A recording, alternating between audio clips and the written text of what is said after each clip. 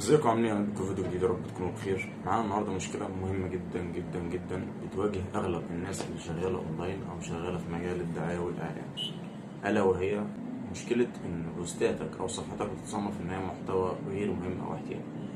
طيب، اول حاجه المشكله دي بتظهر لي انا كمسؤول الجروب فقط لا غير، يعني عمرها ما هتظهر لك او تجي لك في الاشعارات. فانا بدوري للامانه ساعات ببلغ الناس وساعات انا ما بكونش متفرغ ان انا ابلغ حد.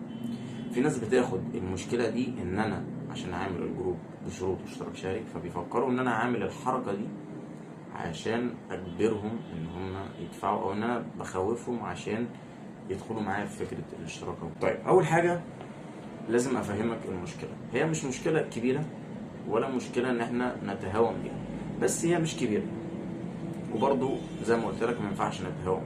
يعني ايه محتوى غير مهم او احتيالي محتمل، او ليه المشكله دي بتحصل؟ هي ليها عده عوامل. ايه العائد من كده؟ ان انت ممكن صفحتك جودتها تقل، ولو جودتها قلت انتشارها بيقل معاك، وانت شغال اونلاين فانت محتاج تنتشر عشان تظهر للناس، فبالتالي شغلك بيتضرر. طيب، لو انا كادمن الجروب ما حطيتش المشكله في دماغي او دوست نشر او ايا كان او عدت المشكله دي، المشكله بتنتقل من الصفحه للجروب عندي، فجوده الجروب بتقل، فبالتالي برضو انتشارها بيقل وبيحصل تأييد. ممكن توصل ان انا يحصل لي انذار. قبل كده كان في جروب جالي انذار عليه بسبب ان بوست نزل، ويا ريته اتقبل، والله ده ما اتقبلش، انا ما قبلتوش، بس مجرد ان الشخص ده كان دخل الجروب وقبلت انضمامه جالي زي تحذير. هو مش انذار، هو تحذير ان الشخص ده صفحته فيها مشكله وهو عندي في الجروب. تمام. طيب، ده بسببه بيحصل تعطيل، وممكن توصل ان الصفحه تتقفل لو الحاجه او المشكله دي ما اتعالجتش. طيب، معانا 7 اسباب هقول لكم عليهم سريعا، اما تتجنبوهم وانا واثق 100% مش هيخرجوا عن ال7 اسباب دول، لان اغلب اللي بيقعوا في المشكله دي بيحصل لهم. اول سبب معانا هي كلمه شغل. تلاقي اغلب الناس اللي بتنزل وظايف هم اكتر عرضه للموضوع ده. كلمه شغل لو مكتوبه في صياغه البوست تلقائي بيكون في مشكله في الصفحه. تمام، خصوصا بقى لو كمان حد عمل لك بلاغ او حصل مشكله او ايا كان. كلمه شغل. تاني حاجه كلمه فلوس، كلمه عمل. ال3 كلمات دول يعني هما بالنسبه لنا يعتبر نفس المعنى، بس تخيل لو ال3 اتجمعوا في بوست واحد.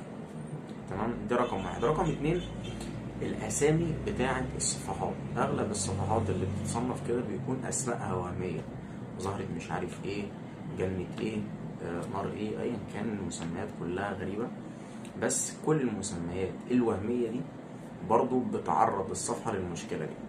نيجي للمشكله الرابعه وهي النشر المتكرر، او المشكله الخامسه ايا كان، النشر المتكرر. النشر المتكرر سواء لنفس البوست في نفس الجروب او نفس البوست في كذا جروب في نفس الوقت. المشكله دي متكرره بشكل كبير جدا. اغلب الناس، يعني كنت بعرف ان بس ده تقريبا الشغل ده بقى عطلان دلوقتي، ان هو يقول لك انا عايزك تنشر لي 100 بوست في اليوم او 1000 بوست في اليوم، ارقام غريبه.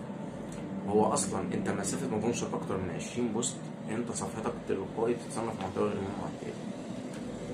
وفي حاجه هبقى اقول لكم عليها في فيديو لوحدها لو لقيت الفيديو ده عليه تفاعل فيه اهتمام وعايزين تعرفوا ايه السبب، او ازاي تعرفوا ان صفحتك متصنفه محتوى غير مهم واحتيالي، هسيبها لكم فيديو.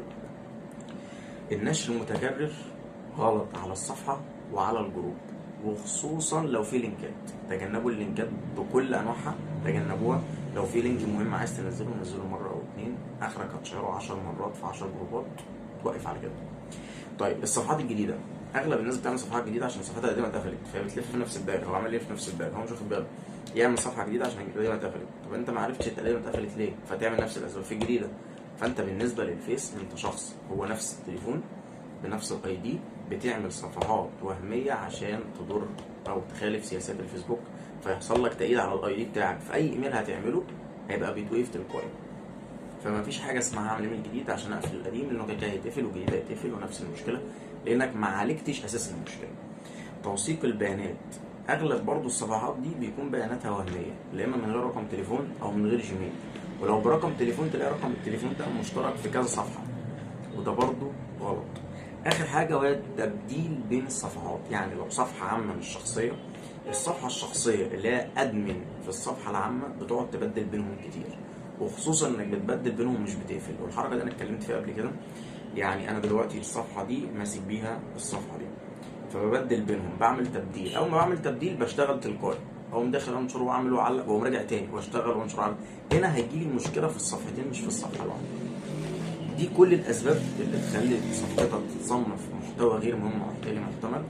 دي السياسات بتاعت الفيسبوك، فلازم تاخدوا بالكم منها، لان زي ما قلت لكم هي مشكله مش كبيره، بتتعالج بسهوله او مش بسهوله قوي، بس هي بتتعالج ما دام ليها علاج خلاص، فهي مش كبيره.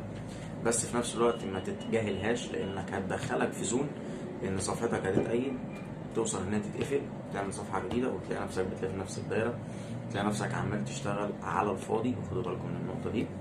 لو محتاجين اي حاجه سيبوا لي في الكومنتات. انا عامل عرض 3 شهور في عضويه الجروب، متنسوش تسالوا عليه، عرض جميل جدا. واي حد بينشر عندي، هفضل اكرر له الجمله دي، اي حد بينشر عندي في سلسله جروبات كابتن محمد علي الدعايه والاعلان والتسويق، اتعاملوا معاه وانتم مطمنين، لان انا مش بفتح النشر لاي شخص، لازم يكون في مصداقيه وشفافيه ونزاهه واخلاق على مستوى عالي، وبكون بضمن حق الزبون او العميل قبل اي حاجه. متنسوش تعملوا لايك لو الفيديو عجبكم. اشوفكم